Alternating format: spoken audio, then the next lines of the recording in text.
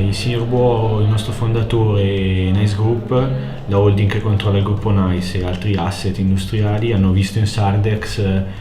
la possibilità di riconnettere l'economia, di migliorare la qualità della vita delle persone in un mondo che trovo sempre più effimero, dove tutti siamo connessi ma poi nessuno veramente è connesso. Ricostruire il tessuto sociale è una cosa penso molto importante, quindi ecco perché il nostro fondatore e il team di Nice Group ha deciso di investire sia sulla holding Sardex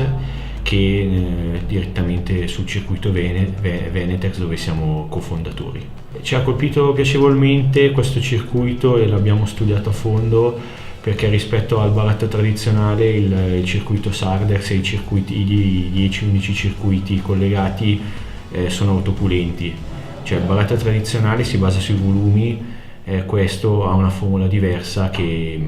ci ha colpito piacevolmente, e per quello che poi abbiamo deciso di fare questo investimento.